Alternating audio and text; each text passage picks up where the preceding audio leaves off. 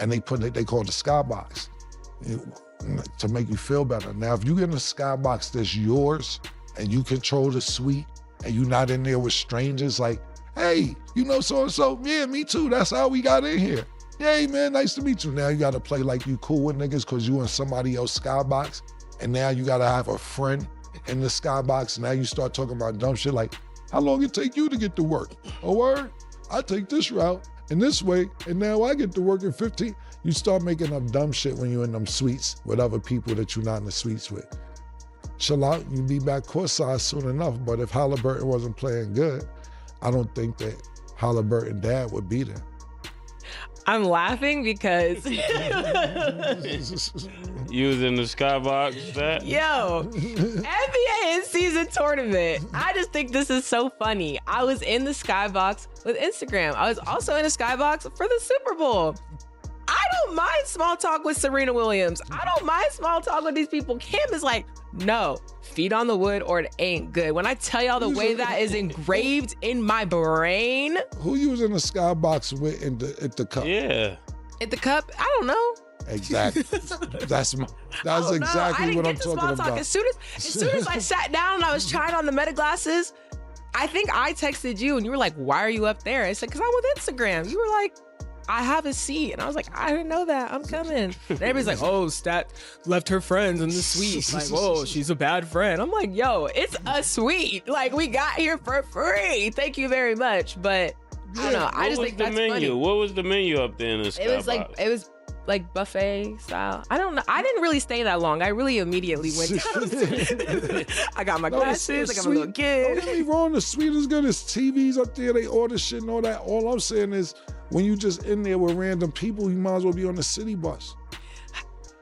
Wow. It's just the comparisons. Like, people are acting like, oh, Stat's in the skybox. Oh, like her life is so hard. Like, no, skybox is dope. Like what? No, skybox is good if it's yes skybox. You can't say it like public transit. Like, because you don't know who's gonna be in there with you. Anybody can show up and just sit down next to you. Yeah. With any disease. With anything, man. Yeah, for That's real. what I'm saying, man. You could run into a op in the skybox. That's a fact. Don't know just who's sitting booking next who. to you. Now you gotta sit there all day. This conversation is just now the Super Bowl's different because to me, the Super Bowl, if you're not on the field, them random seats right there in the front, it's just a mess because you still around a bunch of people. Now what the Raiders stadium did, they new stadium, they got VIP shit. Yeah. So now you got a section like the club and the bottle girls and all that shit. So that's dope. But football, I prefer skybox if I'm not in the field because it's like really no VIP seating at a football arena. If you're on the 50-yard line, there's still people around you. Yeah, both sides. no, that's Right, fair. exactly. So what's your opinion It's on like the when you was skybox? not to cut you off, I Yeah. want to answer that, but like when you was in Colorado, you like, woo, but you was like some mad random. Yeah, it was all kind of people behind me. Pause. Yeah, man. On the side of us. Yeah, like. Could be with any team. You know, Yeah. you gotta watch how you chill over there. Yeah, exactly. And that same thing kind of with boxing. If I'm not, from now on, if I'm not inside that barricade, because you got ringside, but if you're not inside the barricade where it's only like 9 people seeing, I ain't going to them fights neither, man. You in there fighting, not fighting, but you gotta think about this. Me and Murder went to when Canelo fought, and you're just basically at a disadvantage with anybody when you're black at a Canelo fight. Because it's mad drunk Mexicans. Shout out to my Mexicans, love y'all. But sometimes they be getting their seats fucked up. They was getting messed up. Yeah, so now they want to argue. No, this is my seat. And you like, nah, bro, this ticket. Now they got, oh, I'm sorry, my friend, I'm over here. And it's like, yeah, and it's all boxers. Yeah. Vargas, we was arguing with, not arguing with Vargas, but it was Vargas. Yeah, Vargas like, can you slide down? Yeah. Like, bro, I'm not gonna slide up. Because you know, Vargas, he's still popping. Like, in this my world, niggas know I give it up then. So you 100% right. But Mase, back to what Stat was gonna ask you. How do you feel about the skybox she's gonna ask you? The skybox, I mean, the skybox is kind of cool if it's yours because I like to chill. I like to chill by myself, or with the people I came with. So I'm cool with the skybox as long as it's my skybox. I don't want to be in there with randoms, you know, people. I said ops because, you know, that's your age group, you know. They do some ops. Yeah, you got people you can't stand in the skybox with you. Taking the last soda and all that. Yeah, and not only people that you can't stand, somebody you never met, by the time the game's over, you can't stand him. Well, because they just... Ask you 1,000 questions. Yeah, 100,000 questions. Yeah. Yo, you think that, what you think would have happened if you would have did it like this, suppose, or like, yo, bro. I remember I had a girl, and I swear to God, I kept telling her I don't want to go on no cruise, man. I don't want to do a cruise. And I got on the cruise. She finally walked me down after 2 years.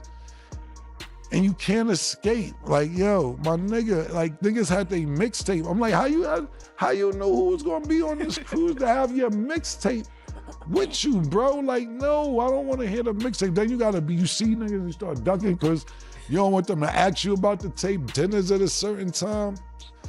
Nah, man, I ain't with that. Then you can't leave. I was ready to get on the plane from the Bahamas because, you know, they be island hopping. I'm like, I'm ready to go back. It was a 3-day cruise. I was done after 14 hours. Dang. Yeah, I remember I went on a rap cruise. I definitely wanted to get off. What's a rap cruise? They had a bunch of rappers perform. Oh, wow. And you know what's crazy? When we was younger, that was a big deal, boat parties, like growing up, like Final Four. A lot of people used to throw boat parties. And there's but that was in the city. No. I'm not talking about a cruise. Let me correct myself for the audience. 100%. This is a party in the city where the boat leave for like at 10 p.m. and come back at 3 a.m. But what I was going to say, Murder, is I don't even like those. As I got older, I stopped liking those because I want to leave when I want to leave. That's the whole thing. Once I started getting older, I'm like, yo, I don't want to be on this shit. I done walked around this boat 6 times. I keep saying, yo, I want to leave, and you can't leave. Not only that, let's say you get into a fight. Now you got to stay on the boat till the boat's over with the niggas you just fought. Now you got to call and whoever get to the car first when the boat in the dock is all, it's a mess, my nigga. I don't even do boat parties no more because I can't leave when I want to leave. Yeah, and it's not like newer people are coming on a boat. It's like when you're in a party, you know, it's about to get better, you know? Exactly. Whatever it is, that's what it's going to be for the next 3 hours. Right. Yeah, that's a good point. You feel stuck, and it's not a good feeling. Okay, so let's get... Now when it's my boat, and I can bust the moves, yeah. Changes things for sure. So the time we was on the boat, you ran into Puff. What was that like? You sent me to find out what was up. You wanted your publishing back? Did you tell me you wanted your publishing back? I knew you was alluding to that. I was ready. Did you tell me you wanted your publishing back and the code to get your publishing back? Say what to everything you love. You just say, tell the nigga I want my publishing. So if you ain't tell me that, then I'm bugging. Maybe I'm wilding. Word to everything I love. You said, tell the nigga I want my publishing. And I forget the money amount. I said, all right, I got you. Ain't no problem. Then Revolt wanted to do, but it's pre-Diddy, but Puff don't have nothing to do with Revolt anymore. Puff wanted to make an offer for It Is What It Is, and you told me to go poly that. See how much you talking about. You sent me to do all this. then when I tell the nigga I'm on the boat with my niggas, he pull up on his boat. Listen, what's the business? What's happening? This, that, and the third. And his girlfriend, I won't say her name, everybody kind of know who it was. She was with him at the time. Yeah. And but you sent me to do something, and I did it. And that was that, man. Oh, man. Got your publishing back. I ain't taking credit in that. I started to knock the wall down. It was already being knocked down. I gave it 2 kicks, though. Yeah. So, what else? What else you got? No,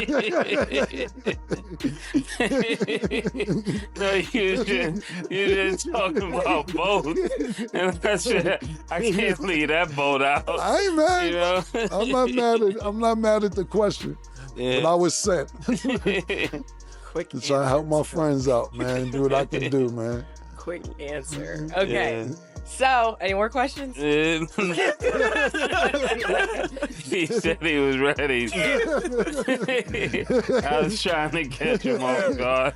My man said he won. I can't remember how much money it was. It was money in the publishing. Yeah. He said, I gave him his publishing back, man. I said, that ain't what he told me. He said, you didn't do it. He said, I ain't gonna put you in the middle of our shit, man. I said, Yeah, you told him the dollar amount. He said, oh, word. yeah. Tell him I'm good. Yeah.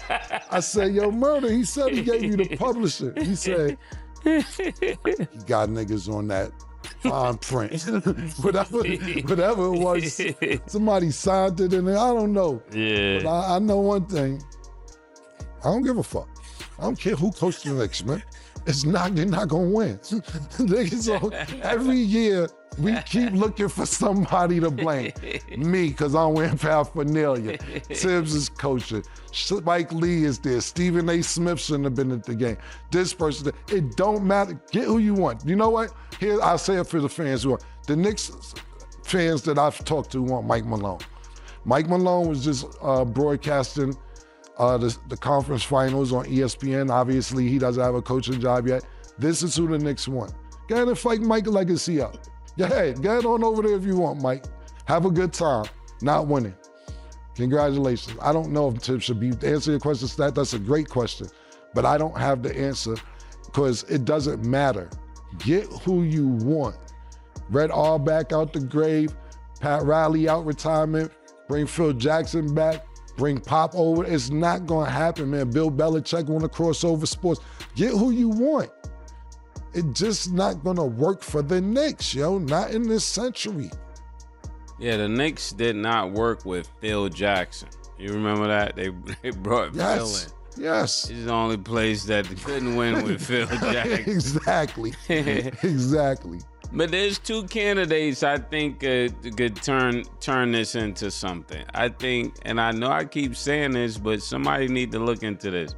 I really believe somebody like, what's his name, Steve Van Gundy. I know Stan Van Gundy. What's the brother, Jeff? Yeah. Jeff. They need somebody like that coaching that team that's like real fiery. Jeff tried, bro. Jeff tried. He coached the Knicks already. Jeff got him close. He got him closer than that. That's not enough.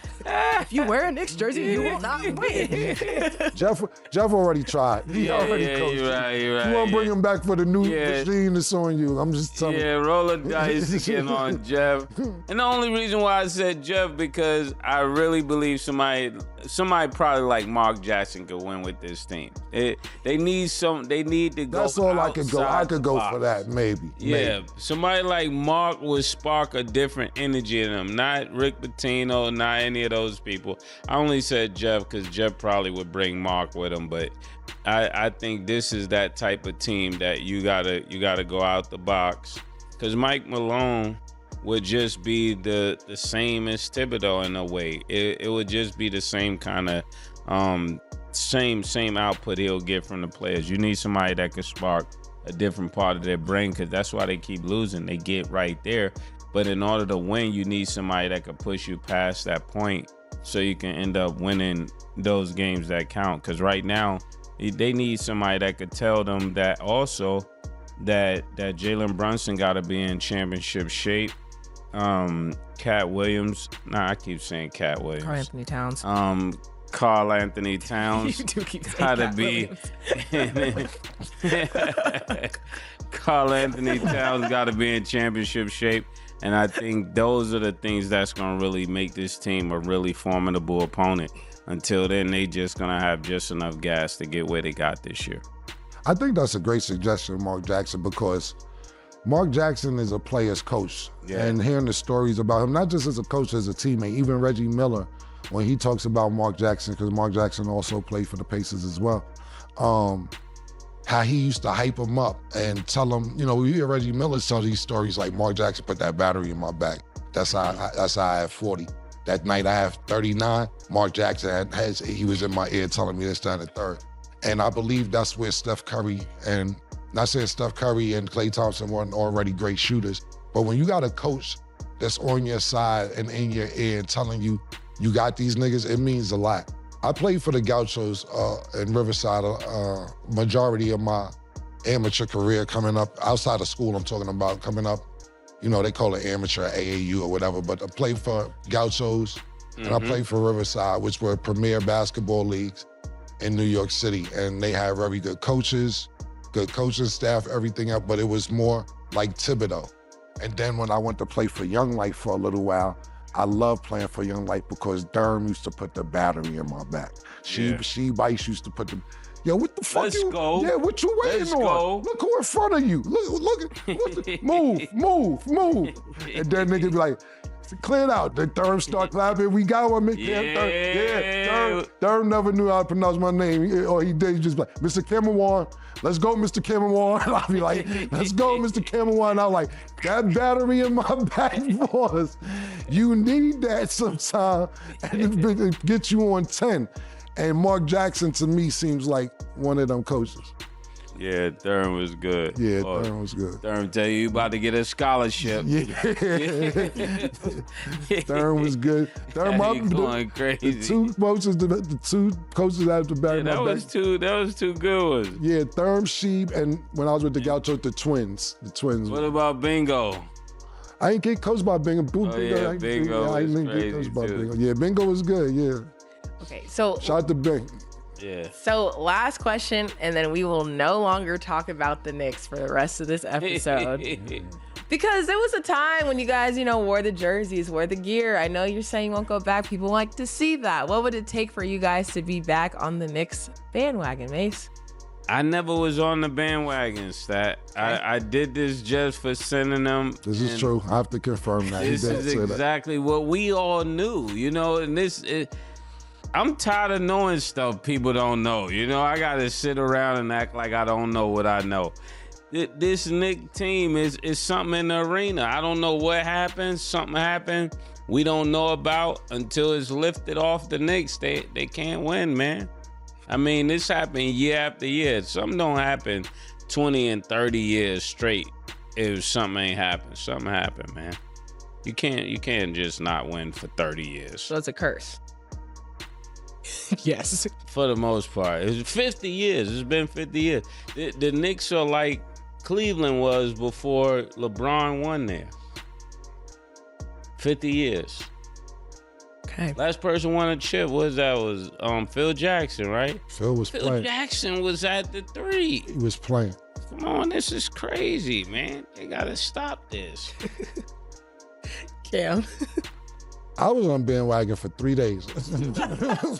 And I'm mad at myself. I have to agree with Murder. I can't even disagree with the nigga. You know what I'm saying? And I was gonna have your back, Murder, even if you didn't say it. Murder was never on the bandwagon. Murder had a bet with Sin. He met his requirements for the bet. And I thought I'd bring out some paraphernalia because I thought shit was cool. Look, man, I started fooling myself. I'm not ever getting back on the Knicks bandwagon. Let me tell you something. This is dead ass. So shout out to my man. I'm gonna tell you something right now. Shout out to my man Busta Rhymes, right? So Busta Rhymes was looking for me. Sorry I get back to you, Busta, but I knew this. This is Busta a Knicks fan too? Yeah, let me tell you this story, and I'm apologizing. I'm apologizing to Busta Rhymes right here on national YouTube television, 8 a.m. Eastern time. Bus, I didn't call you back personally. Busta Rhymes had a song. He was looking for me. I got the word. He had a song that he recorded, and he had an opportunity to perform at Game 7, and he wanted me on the song. And I'm like, I'm not calling Busta back. They ain't even win Game 6 yet. See, this is the shit I'm talking about.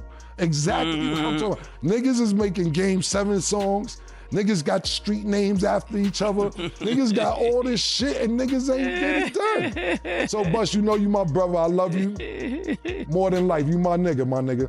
But I knew this. This is why I didn't hit you back. I'll call you tomorrow. I'll call you later on today. Now we can chat about other shit. I didn't even want to call you about, imagine that. I would have stopped everything I'm doing, go to the studio, get ready to maybe possibly book a flight or get a flight back to New York for nothing. Sorry, Busta, man. Glad I didn't take that time out of my weekend to do all that. The song was called Game 7? I don't know what the song was called, but it was a song for Game 7 to perform at Game 7 in the Garden. And it wasn't, Game 6 didn't even happen yet. So I was like, It's the celebration I'm talking about. exactly. Counting your chickens.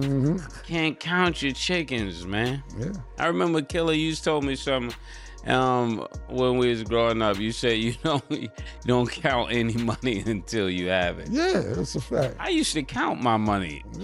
Yeah. That's what made me mad with niggas, you know? Yeah, You man. can't count the money until you got it. I don't give a fuck, nigga tell you, yo, it's $1 million on the table. Yo, we got $200, yo, we got $20. If it ain't in your pocket or your possession, it's not yours. Listen, listen, you know, it's a lot of wire transfers now and everything, and you know, doing shows. Everybody has their own process of doing shows. So the process of doing shows, and like I said, everybody's different. Some people want 80% up front, some people want 10%. The way I usually work is you give me half, and right before I get on stage, I'll do the other half. But you know, coming up, everything doesn't run smooth. Everything's not an amphitheater. Everything's not arena. Sometimes you're in clubs. Sometimes you're dealing with promoters who are drug dealers and don't know how to do business correct way because they just got money. They like, oh, you could book this nigga? I just made $30,000 a day. Book that nigga, da-da-da-da. Just naming a number, not saying that was my number, anybody's number. But what happened is sometimes these promoters base your second half, which like I said, for me, second half, on the crowd coming and liquor being sold. So they may, let's say you want, let's use the number I use, you want 30,000. They send you 15,000. When you get there, you're supposed to pick up the other 15,000. When you get there, it's not as crowded as they may think. The liquor may not be sold, so they telling you, hold on a minute. We wait for more people to come. Wait for more, look, I don't give a fuck if one person in here, 1 million people in here. The deal is the deal. That is you as a promoter to have the money ready. But sometimes you run into situations where they like, oh, with the second half, we ain't got it. I remember, shout out to my man British. British actually took one of the promoters' car title and his gold teeth out his mouth because he didn't have the second half. You know, because, you know, like I said, all of us have at least two of us in each of us. So when Miles Sanders broke out, he was gone. That was it. That would have given us the lead. I don't know why, for the life of me, this dude didn't just cut back. It was a one-on-one race. If a guy's coming up on one side of you, all you gotta do is cut. You kill the angle, he'll never touch you, never run you down. And then a few plays later when he fumbled, it was hard to keep that old Fort Lauderdale Mike quiet. He started talking about his conspiracy, Miles a double H, and I said, shut up, boy, stop that mess. You see what I'm saying? I had to come back to reality. But if Miles Sanders would have just made that one cut, that game is over. Hey, first of all, Mike, that's not what happened. Okay. Second of all, before I get to what happened, Dak played lights out. Dak played lights out. Did you just throw a shot at CeeDee Lamb though? Cause you say 88 don't drop passes, and he dropped. We all seen him drop at least 3-4 passes. We seen it, and you say, and he's wearing number 88, which is your number. Look up. An anomaly is something that never ever happens, but it happened this time. It won't happen again. That's what I know. Yo, Murder, let me ask you Mike something. Mike tried to throw him under the bus and still keep it if CeeDee Lamb wears 88, No, and let me say this too. and Mike wears 88, and he says 88 don't drop passes. Yeah, I thought he was talking about himself too. No, I knew he was talking about. He's talking about CeeDee because everybody knows CeeDee dropped 3 passes. So Mike threw a shot at CeeDee without really throwing a shot at him, and now he called it an anomaly to try. He tried But it's a double entendre though, because he's saying 88 don't drop passes. Yes, but that's Mike's point. Mike's point is this. This is why he doesn't want his number retired. Y'all can't get me sideways. Hey, yo, Mike. So I know you trying Mike, to rubber elbow over here, rubber elbow over there, get me in trouble. Let me tell you, that air. I get people texting me all the time when CeeDee drops a ball, right? And you know what they said? I bet you would have caught that. The real 88 would have caught it. I'm like, nigga, shut up texting me this. My team is losing right now. I don't want to hear that. I don't want to hear that. So stop telling me like you The make real that makes me 88. feel good. Then why be the real 88? Don't be telling me nothing like that. Why Don't be the talk real right. 88, Mike? Why be the real 88 What's then? that? Why be the real 88 then? If you don't want them texting you that. The real 88 is on the field. He's the only 88 that can play. I can't take my old ass out there. See, this Mike is good, man. See, this is what I'm trying to say. Spin Mike, doctor. This is what he does. He says he don't want his jersey retired because when 88's in the field, it's a representation of him. Right. But he still wants to stay. But he throw a shot at you because he say 88 don't drop passes, but then he covers himself and says it's an anomaly. So therefore he covers his bases. I got him down pat. And he says it's like something that never happens. But then he just says, well, hold on, Murray. But then he says, every time he drops passes, niggas call me. So that means he drops passes a lot if niggas be calling you all the time. Who's calling you? That's Mike, wait. The most drops in the NFL since 2020. There are two ways you... Mike, the man has more drops than anybody since 2020, Mike. No. The CD had 6 drops last year. One of the fewest guys. Go ahead, stats. Pull up the stats. 3 or 4 drops. Since entering the league, it says he has 35 total drops, the most of any player in that span. CD Lamb. Yeah, sent to it, but I'm talking about last year. Yeah. He went through. Oh no! I can't make this up. He went through for transformation. Remember when CD came in? CD was playing the number 2 receiver behind Amari. No. And then Amari left, and he became the number 2. Number 1. There were things in the beginning of CD becoming number 1, especially wearing 88, especially the Cowboys, that I thought even had to catch him. You know, so many people were always going to be in his area early on, and he did let a few balls go. We had a conversation about that years ago, you know, about certain ways, and I was just talking to him about certain ways to kind of prevent some of the things. When everybody's in your space, that's why you're catching your body, things like that, because he's number 1 and everybody's going to be around him. But since then, CD has been great. CD made some of the best catching in the NFL. We know you got to go back to Jerry's world, so this is why you're saying this. Let me ask you a question, and I know the answer. It's kind of rhetorical, but I still want you to answer the question. What number has he been wearing since he entered the NFL? CD? Yeah. Exactly. 88 has the most drop passes since 2020. You just said the niggas is always calling. You talk about every time he dropped the ball. 35 niggas is still calling. Times 5, because it's 5 niggas calling him. But you heard Mike, he dropped the ball again. Yeah. Niggas Mike told me, I don't want to hear my team losing. Yo, listen, man, we understand you got a relationship with CD Lamb. Mike, why are they calling you? Mike, why are they calling you? Receiver in the National Football League. Y'all cannot mess with him. And I love that he stated, those are the plays I dream of. He says on him. That's what a real leader does. That's what a playmaker does. Now you want to give him your nickname, the playmaker. Nah, he playmaker. Yo, listen, man. What I'm trying to say is this. He makes the play. Listen, Mike, let me tell you something, right? Let me tell you. Mike, they can see you like Cam used to tell me, man. You know we can see you. First of all, let me tell you something, right? What's that? If Mase is walking and I accidentally trip him, I'm gonna be like, yo, you know what, Mase, I'm sorry. I tripped you. I can't be like, yo, why you walking like that?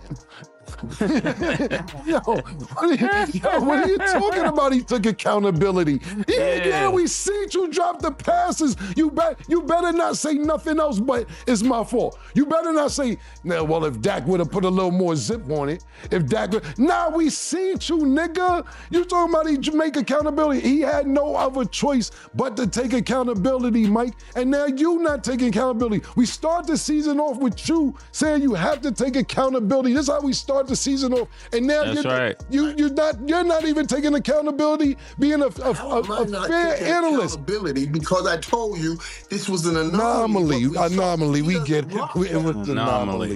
You don't become the top receiver in the NFL with drop passes. He is not the top receiver. He's not the top receiver. He's not the top receiver, Mike. He's not the top receiver, Mike, bro. $35 million a year and 35 drops since 2020, Mike. let me Mike. ask you this, man. The most in that time Is he span. better than Jamar Chase? CD's the top three receivers. No, in the come on, National man. Football No League good. right now. You know he's not come better on. than Jefferson or Chase. Cut it out, man. Cut it out. You got to stop this, Mike. He's not better than either one of them, And bro. then who else you gonna put in there? If you go Jamar and Justin, or Justin and Jamar, then you gotta go CD after that. So that's what I'm telling you. That's what I'm telling you. I'm gonna take Puka Bear out with the Rams before CD right now. What's my nigga name? Now you Puka Puka Nakua, Nakua. nigga. I'm taking Puka Nakua, nigga, over CD, nigga. Yeah, I'm going Puka Bear over CD, nigga. Things out of the base. Yeah, listen. Secondly, what I say, because I know we got to get to the games that happened last night. I know one thing for sure, two things for certain, that nigga Jalen Hurts had all day with no Michael Parsons. That nigga was skipping, he was waving to the crowd. Before every pass, he was doing all type of shit, dancing. Then he was scrambling. He had the most rushing. He had more rushing yards than Saquon Barkley. He had more rushing yards than Saquon. No Micah niggas was doing whatever they wanted to do. Deliver that. You know, I like the way you're trying to deliver it. Oh, I like that. You know, That ain't a fact? Where's your accountability? That ain't a No, fact.